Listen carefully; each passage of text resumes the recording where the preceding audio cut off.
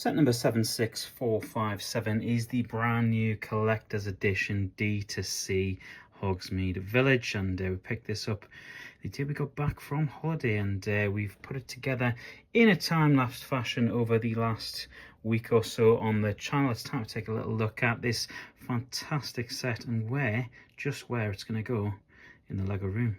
Let's start off with the golden trio. You've got Harry, Ron and Hermione there.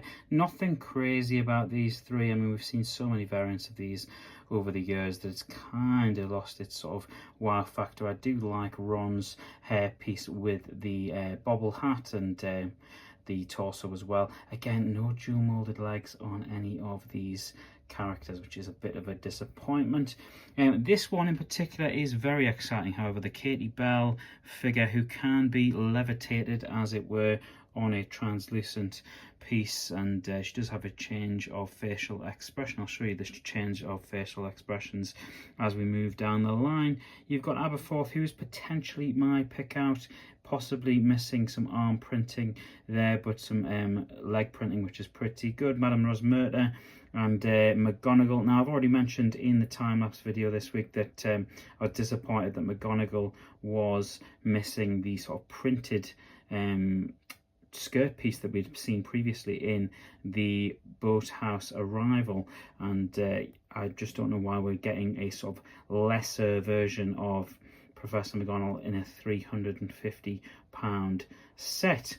Mrs. Flume sort of flanked there by Draco Malfoy. You've got Professor Slughorn. I'm not sure they've done his hair particularly perfectly, but also not necessarily the end of the world. We've got a witch here described as shop staff, so no idea which particular named character that would be. I think that is a bit of a throw-in, and again, for a £350 set, not exactly perfect. We have got a horse and cart, however, with Cornelius Fudge in as well. This is probably one of the nicer pieces of the minifigure selection, that is for sure. And there's Katie Bell's change of facial expression, but again, that just kind of looks really weird now that she's levitating. I suppose if she's just walking through Hogsmeade, then it's probably not the probably doesn't look too bad there, and a nice windswept hair, but I think I'm going to keep it as it is intended. Just like that, let's take a little dive into this fantastic layout of shops, and I'll show you just where they can be connected. So from left to right, you've got the Owl Post, and then Dervish and Bangs, followed by Honeydukes, and that is all on one half base plate. You've got a whole half base plate for the three broomsticks, which I think looks fantastic. It would look great in any winter village. Moving over to the final half base plate, you can see you've got the Hog's Head there, as well as the Quill Shop, and on the very end, and I'm a little disappointed with the size of Zonko's. I would have liked a much bigger Zonko's, ideally one about the same size as the Honeydukes. All three base plates can be modularized, and they can be sort of connected with Technic pins, as you would kind of expect with any modular building. I won't be putting these all three together just for now, and I'll explain that at the very end of the video. One of my favorite parts of doing a modular building, however, is doing the tiling on the ground, and I knew I would absolutely love this because it is snowy themed, and we obviously tried to do a little bit of that in the Hogsmeade mock last year, which is available still to go and check out on the channel. Not sure what I'm going to do with that set, but I love tiling base plates, and to add a bit of snow and a bit of gravel there to all three was absolutely fantastic. Some really nice detail in there, very satisfying to do. All three base plates have a lamppost on the last corner, sort of one in from the corner there, as you'll be able to see, and then every single one has another ornament to it. Hogwarts and the train station there on that one, and then you've got Sirius Black's wanted poster there on this particular one, and a water fountain in this final one as well. I think it looks fantastic from the exterior, and let's be honest, that is exactly how it will be displayed. With that in mind, however, let's take a look at the inside. You've got the inside of Honeydukes, very similar to the play scale version of Honeydukes. It is a slightly bigger model than that play scale version, but very, very similar on the interior to sort of shelves as you come in the doorway there, and sort of odds and ends on the floor, including that chocolate frog. We've also then got the owl post and loads of different sort of little knickknacks. You've got the little remembrall there as well, and I was sure we would get it in one set after we saw it in the Quidditch practice that I added to the Hogwarts modular system this year. It would seem a real waste to just make it for one set, and there you go, you can see it's in this set as well. Some fun little post section there in the owl post, very, very nice.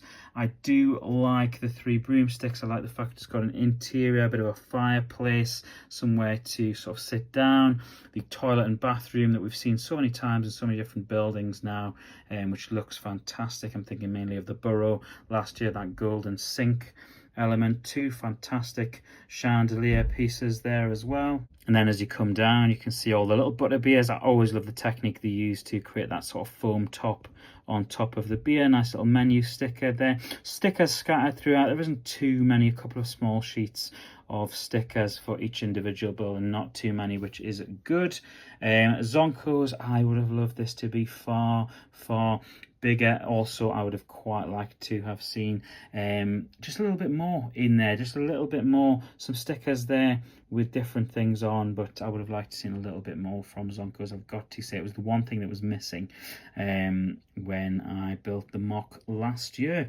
The Hog's head is definitely a pick out. You've obviously got a Hog's head there. I'm annoyed, however, that there wasn't really a mirror piece in there. That seems like a huge, huge shame. There is, however, and you might have seen it in the time-lapse video earlier this week, the portrait of Ariana, and I think this is really, really nice, and of course goes really well with that room of requirement GWP. I'm not sure whether we'll be busting that one open yet. However, we have a little bit of a Harry Potter space issue, and that brings me on to why we haven't actually connected these 3 up.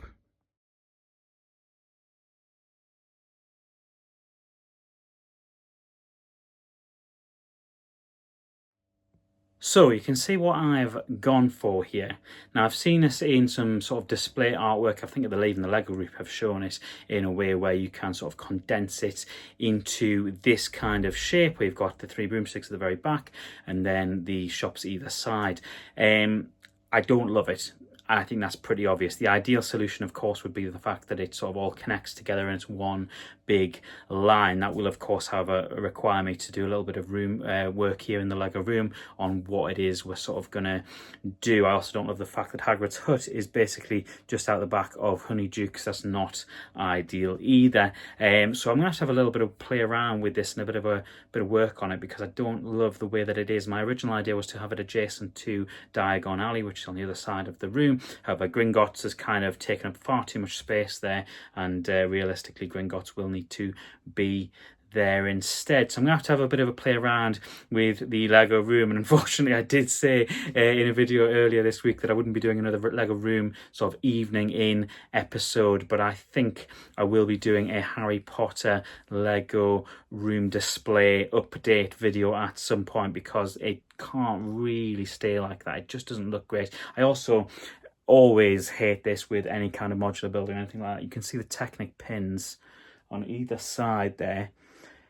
Just, you can see them, and it just doesn't look great, and it just looks a little bit flat either side. This one's not too bad because you've got the sticker. Other side doesn't look great, even with that hinged piece as well, where it's on an angle. So not ideal, not what we were going for. The issue that we've got now, of course, is we just have too much stuff, and we are still milking this Lego room for the next couple of months for everything that it has space-wise. So I would expect a Lego room update video at some point in the next week or two on how we're sort of moving around some of this Harry Potter stuff. I don't sort of foresee myself getting too many more big Harry Potter sets between now and the end of the year. I think I'll probably be looking at the January stuff. I've probably done a video about some of the stuff coming out in January, so go and check that out if you are a Lego Harry Potter fan. If you're a Lego Harry Potter fan, please do subscribe. There'll be a ton of Lego Harry Potter stuff coming up in this space. We've also got that mock from last year. I'm going to probably compare the mock that I made with the Shrieking Shack and the Whomping Willow, Honeydukes, etc., against what we have from Lego, the official D2C set. So if you're a Lego Harry Potter fan, stay tuned. If you're a Lego fan, there's always Lego videos going on in this space. Thank you so much for watching. If you've made it until this point in the video, it's sincerely appreciated. Do drop a like on the video. It does really help us out, and do consider subscribing as well. Thank you so much. Take care, and I will see you probably when all of this has been sorted. Take care, and I'll see you in the very next video. Bye.